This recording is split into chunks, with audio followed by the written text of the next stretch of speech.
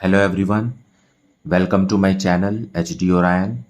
हम पढ़ रहे हैं accountancy for class 12 T S Grewal की टेक्स्ट बुक से 2024 edition, volume 1, accounting for partnership firms, chapter 7, dissolution of a partnership firm.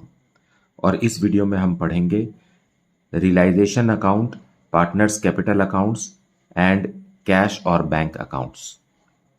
So let us see question number 26. Mike and Ajay are partners sharing profits and losses in the ratio of the capitals. मतलब इनका capital profit sharing ratio capital ratio है. What is the capital ratio? 6 lakh is to 4 lakh, that is 6 is to 4. Again that is 3 is to 2. Fine. They decided to dissolve their firm on 31st March 2024, the date on which the balance sheet stood as under. So यहाँ balance sheet दिया हुआ है on the date of dissolution of the firm.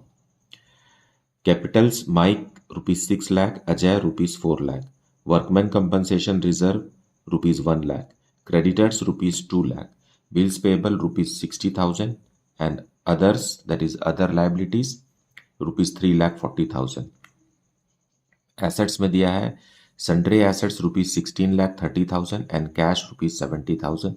Grand total is rupees 17 lakh. Following additional information is given. अब आगे जो information दिया है वो है sundry assets realised rupees 14 lakh and the liabilities were discharged as follows.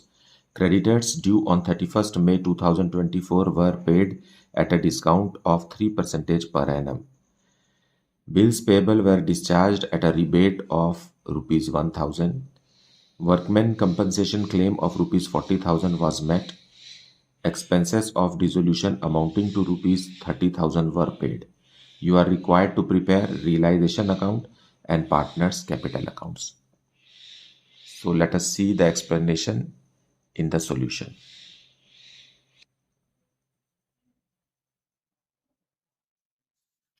Solution 26. सबसे पहले हम एसेट्स और लाइबिलिटीज को रियलाइजेशन अकाउंट में ट्रांसफर करेंगे. सो to sundry assets.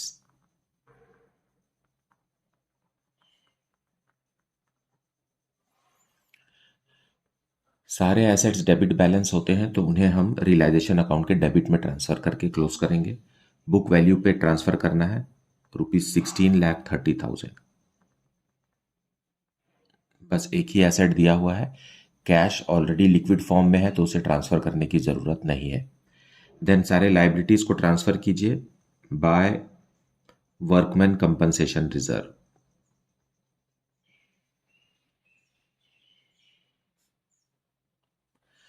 Workman compensation reserve वैसे तो रियलाइजेशन अकाउंट में ट्रांसफर नहीं होता है, लेकिन जब क्लेम हो तो क्लेम तक का अमाउंट यहाँ ट्रांसफर होता है और बाकी अमाउंट को हम पार्टनर्स कैपिटल अकाउंट में प्रॉफिट शेयरिंग रेशियो में पार्टनर्स को देंगे. सो हमारे पास क्लेम है, रिजर्व है 1 लाख का और इसमें से कितने का क्लेम है? 40,000 रुपीज़ का क्लेम है. तो 40,000 रुपीज़ हमको यहाँ लिखना है. जितने का क्लेम है बस उतना ही लिखना है. मतलब जो 60,000 रुपीज़ है वो हमें पार्टनर्स कैपिटल अकाउंट में डिस्ट्रीब्यूट करना है पार्टनर्स को. फाइन. अगर ये क्लेम नहीं होता तो हमें इसको यहाँ लिखने की ज़रूरत ही नहीं थी. ये एक बहुत इंपॉर्टेंट पॉइंट है, इसे आप नोट कर लीजिए. क्रेडिटर्स पूरा बुक वैल्यू रुपीज 2 लाख का.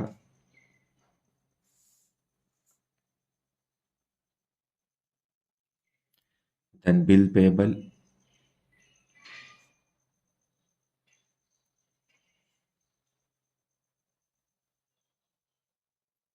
Then other liabilities.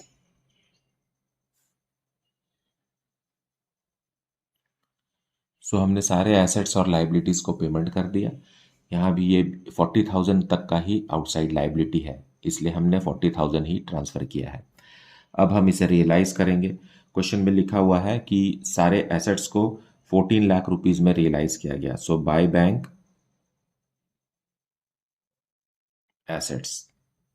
एसेट्स को रियलाइज किया गया कितना? 14 लाख में. अब हम लाइबिलिटीज का पेमेंट करेंगे. अगर क्वेश्चन में कुछ नहीं लिखा है तो भी हमें 100% पेमेंट करना है। फाइन। टू बैंक, क्या क्या आएगा? क्रेडिटर्स को पेमेंट करना है हमें, और क्रेडिटर्स 2 महीने बाद ड्यू थे। आज तारीख क्या है? रियलाइजेशन अकाउंट बनाने का जो डेट है वो है 31 मार्च 2024, लेकिन क्रेडिटर्स को हमें 31 मई को पे करना है, मतलब 2 मंथ्स आफ्टर, अप्रैल मई, 2 महीने के बाद हमें पे करना है, और हम आज ही पे कर रहे हैं। ड्यू डेट 2 महीने बाद है, लेकिन क्रेडिटर को पेमेंट कब हो रहा है? आज हो रहा है। आज मतलब 31 मार्च 2024 को हो रहा है, तो हमें 3% पर एनम का डिस्काउंट मिलेगा। फाइन। सो क्रेडिटर्स के लिए कैसे लिखना चाहिए हमें? क्रेडिटर्स जो है वो 2 लाख के हैं, लेस डिस्काउंट। डिस्काउंट कितना है? इसी 2 लाख का 3% पर एनम। सो कैलकुलेट कीजिए, 2 लाख का 3% का 2 मंथ्स, है ना? 2 मंथ्स के लिए ही डिस्काउंट मिल रहा है, तो ये आप कैलकुलेट करेंगे तो आएगा 1000। 1000 मतलब पेमेंट कितना होगा? 1,99,000 रुपीज का पेमेंट होगा क्रेडिटर्स को। Is it okay? ये हुआ क्रेडिटर्स। फिर बिल पेबल, बिल्स पेबल पे करेंगे। इसमें 1,000 रुपीज का डिस्काउंट मिला है, रिबेट। फाइन। है कितने का? 60,000 का, और हमें 1,000 रुपीज कम देना है, तो जितना पे कर रहे हैं उतना ही लिखेंगे, 59,000। ठीक। देन अदर्स को पे कीजिए। अदर्स का पूरा अमाउंट पे होगा अगर कुछ नहीं लिखा है तो। सो 3,40,000। और कंपनसेशन 40,000 रुपीज का कंपनसेशन फर्म ने एक्सेप्ट किया है, तो ये पेमेंट कीजिए। वर्कमैन कंपनसेशन रिजर्व क्लेम, ये 40,000 पूरा का पूरा पे कीजिए। इन सबको ऐड करेंगे तो आएगा ₹6,68,000। फाइन। सारी लाइबिलिटीज को हमने पे कर दिया। याद रखिए, वर्कमैन कंपनसेशन में उतना ही लिखना है जितना आपने क्लेम एक्सेप्ट किया है। फाइन। अब बस, अब और कुछ नहीं है, अब प्रॉफिट या लॉस कैलकुलेट करेंगे। So let us see that part. So ये दोनों अमाउंट को ऐड कीजिए, आएगा 22,98,000। इधर भी 22,98,000 लाने के लिए हमें यहाँ एक अमाउंट इंसर्ट करना है। ये सब माइनस करेंगे तो अमाउंट आएगा ₹2,58,000। क्योंकि ये डेबिट बैलेंस है, इसका मतलब ये लॉस है। सो बाय लॉस ऑन रियलाइजेशन, और ये हम पार्टनर्स को उनके प्रॉफिट शेयरिंग रेशियो में देंगे। जो कैपिटल रेशियो है that is 6:4, it means 3:2। And who are the partners? Mike and Ajay. तो इनको ब्रेक करेंगे तो आएगा 1,54,800 एंड 1,03,200।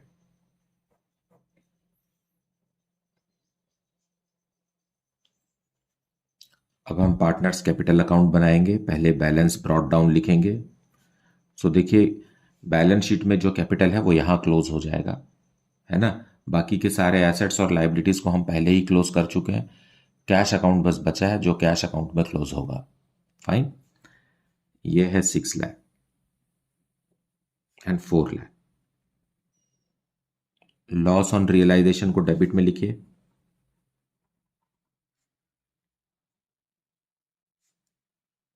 1,54,800 एंड 1,03,200।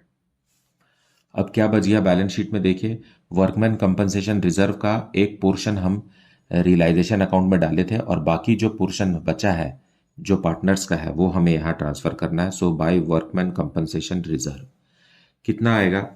1 लाख का रिजर्व बनाया गया था, जिसमें से 40,000 रुपीज का क्लेम आ गया था, तो बचा कितना? 60,000 रुपीज।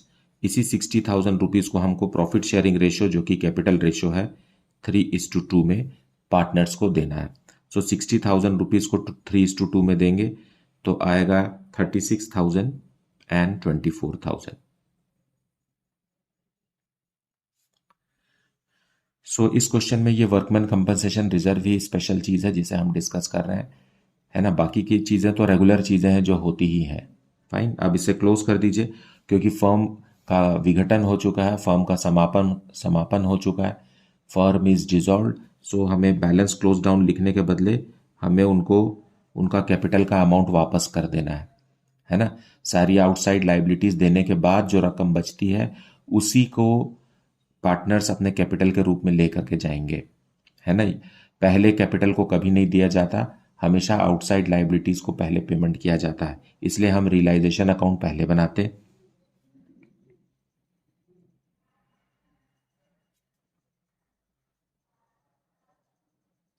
में ये अमाउंट लेस करेंगे तो अमाउंट आएगा 4,81,200। ये अमाउंट माइक ने ले लिया, है ना। फर्म खत्म हो गया, माइक को उसका कैपिटल का पैसा वापस मिल गया। उसी तरीके से 4,24,000 रुपीज में से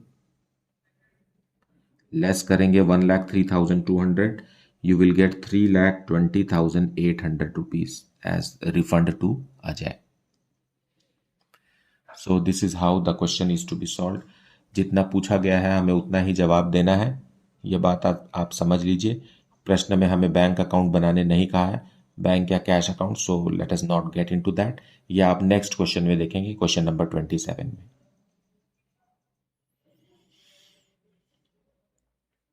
Question number 27. Bale and Yale are equal partners in a firm. They decide to dissolve their partnership on 31st March 2024, at which date their balance sheet stood as.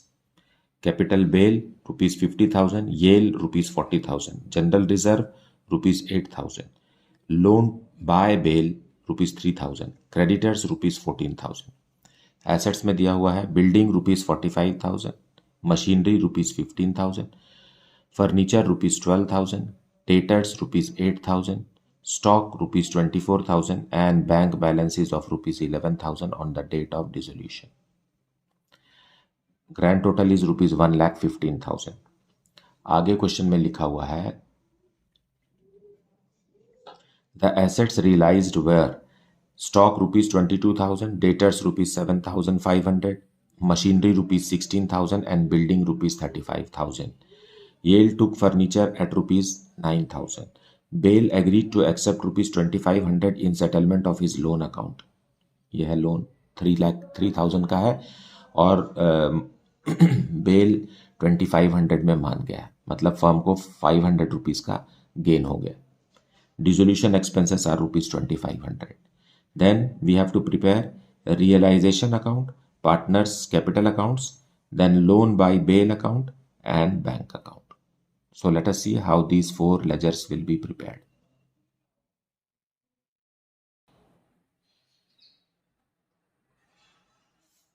So solution 27 we will see. First we will transfer all the assets on the debit side and outside liabilities on the credit side. So क्या क्या है हमारे पास? To building.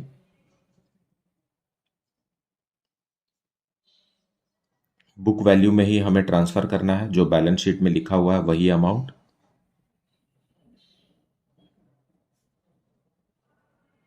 15,000 की machinery है, furniture भी है rupees 12,000 का, debtors भी है रुपीज 8,000 एंड स्टॉक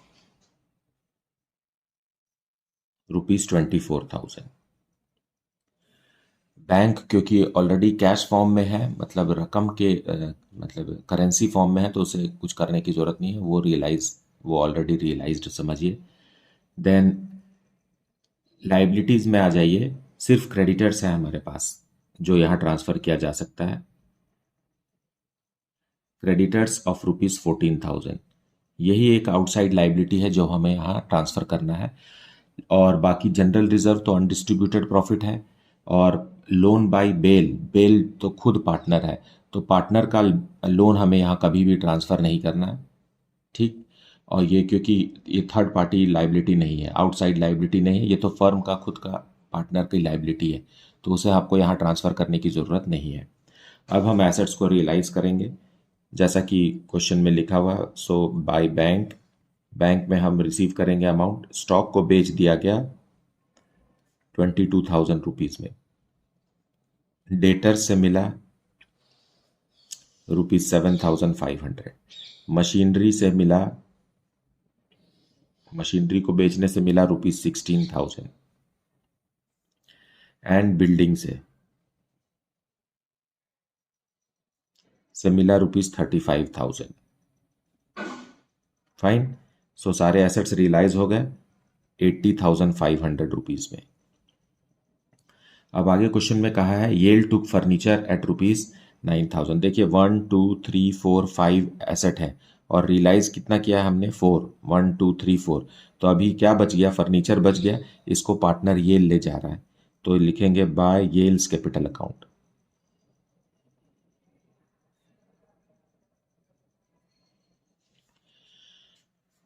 येल ले जा रहा है, कितने में ले जा रहा है और क्या ले जा रहा है? फर्नीचर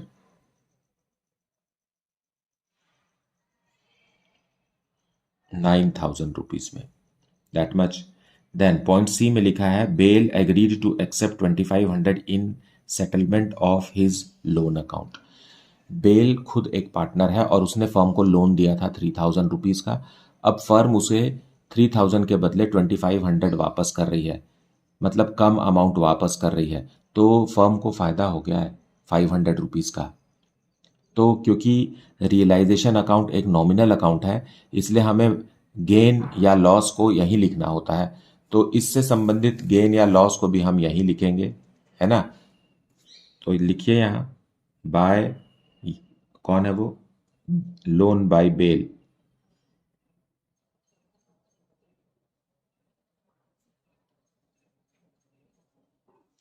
बेल के लोन का गेन पार्ट हम यहां लिखेंगे और गेन कितना है? 500 रुपीज का है। फाइन।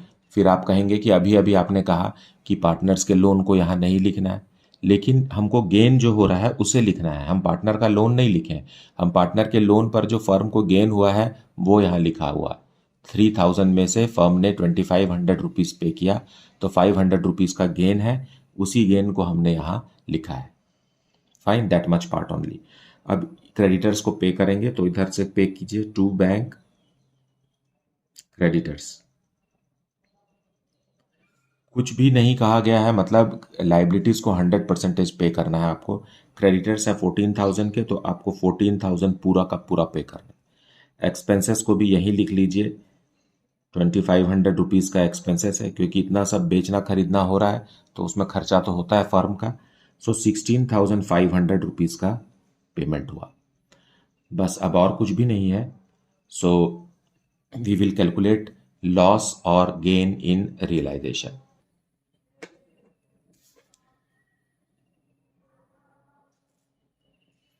सो ग्रैंड टोटल करेंगे तो आएगा डेबिट में 1,20,500 और क्रेडिट में अमाउंट कम है, तो इसे भी 1,20,500 बनाने के लिए हमें यहाँ एक अमाउंट इंसर्ट करना होगा और ये अमाउंट है ₹16,500।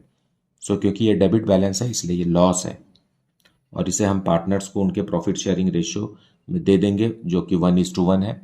रेशियो के बारे में क्वेश्चन के फर्स्ट लाइन में ही लिखा हुआ है कि they are equal partners. So let us pay them in equally. So Bale and Yale, 16,500 divided by 2 is 8,250 each. So this is realization account. अब हम बनाएंगे पार्टनर्स कैपिटल अकाउंट। उससे पहले हम लोन बाय बेल अकाउंट बना लेते हैं। अब लोन क्या है? क्योंकि लाइबिलिटीज में लिखा हुआ है लाइबिलिटी है, और बेल कौन है? बेल इज अ पार्टनर, तो लाइबिलिटी होने के कारण बैलेंस ब्रॉट डाउन हम क्रेडिट में लिखेंगे। 3,000 रुपीज़ का लोन है जो बेल ने फर्म को दिया है, और फर्म ने कितना रुपया वापस किया? बैंक के माध्यम से फर्म ने 2,500 रुपीज़ वापस किया। फाइन। अच्छा, तो गेन हो गया ना? ये गेन कितने का हो गया? 500 रुपीज़ का हो गया। इसी गेन को हमने रियलाइजेशन अकाउंट में ट्रांसफर किया है।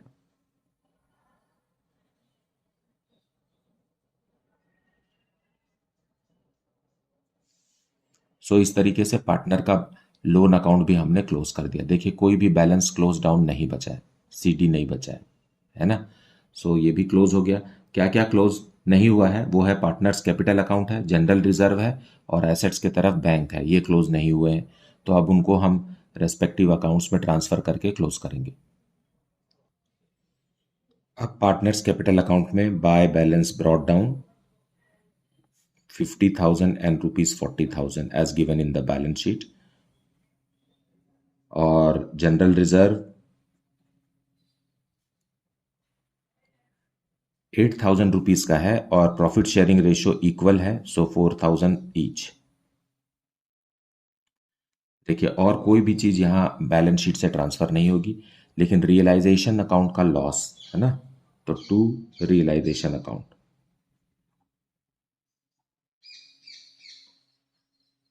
8,250।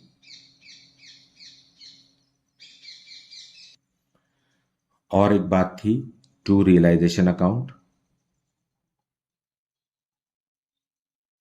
येल ने 9,000 रुपीज का फर्नीचर ले लिया है, तो वो भी यहां ट्रांसफर होगा। फाइन, अब हम इसे क्लोज करेंगे।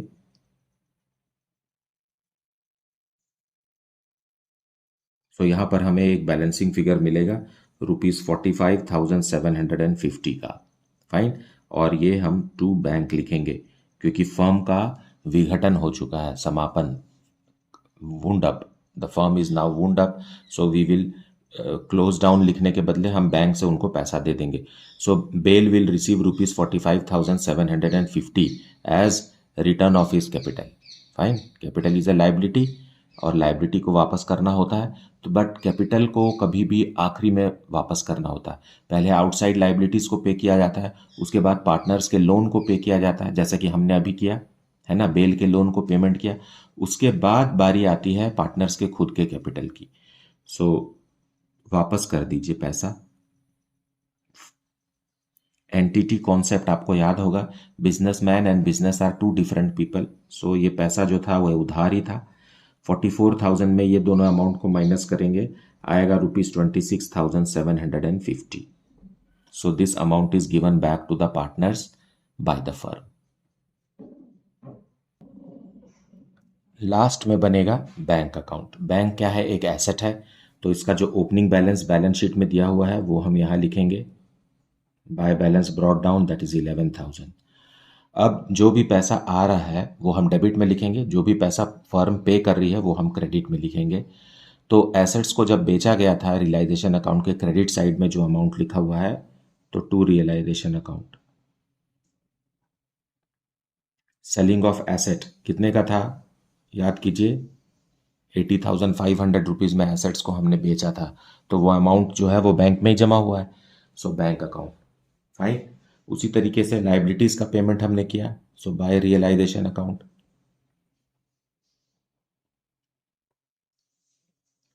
14,000 का क्रेडिटर्स और 2,500 का realisation expenses, so total 16,500 rupees का पेमेंट हमने किया। फाइन, अब पार्टनर्स को भी हमने पेमेंट किया, देखिए फर्म ने पेमेंट किया, so by capital accounts.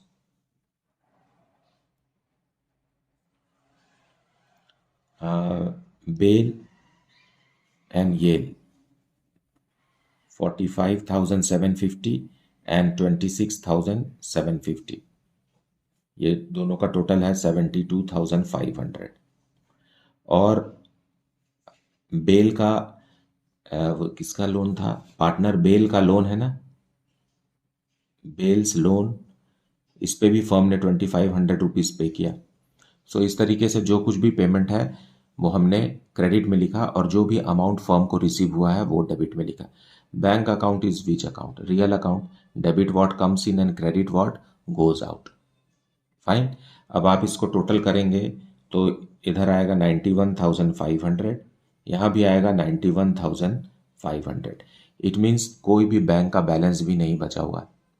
Fine, so as a result आपने देखा कि हमने बैलेंस शीट में जितने भी आइटम्स लिखे हुए थे सबको बारी बारी क्लोज कर दिया, कुछ को रियलाइजेशन अकाउंट में, कुछ को पार्टनर्स कैपिटल अकाउंट में, लोन अकाउंट में, और बैंक को बैंक अकाउंट में। और यहाँ कोई बैलेंस क्लोज डाउन नहीं बचा, किसी भी लेजर में कोई भी बैलेंस क्लोज डाउन नहीं बचा।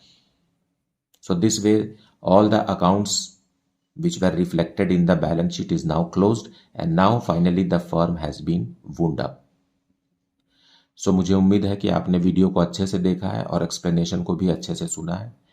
Don't skip any part of the video because information and details and concept is discussed in the video very well. अपने फ्रेंड्स को भी इस चैनल के बारे में बताइए ताकि वो भी बहुत अच्छे से पढ़ाई कर सकें. आप चाहे CBSE एग्जाम के लिए तैयारी कर रहे हैं, CUET के लिए या CPT के लिए, so this videos are very helpful for you. अगर कुछ डाउट है then please put it in the comment section. साथ में ये भी बताइए कि आप किस जगह से इस वीडियो को देख रहे हैं. आपको वीडियो कैसा लगता है ये भी आप कमेंट सेक्शन में बताइए. Thank you so much for liking, subscribing and sharing this channel. Thank you so much for watching this video.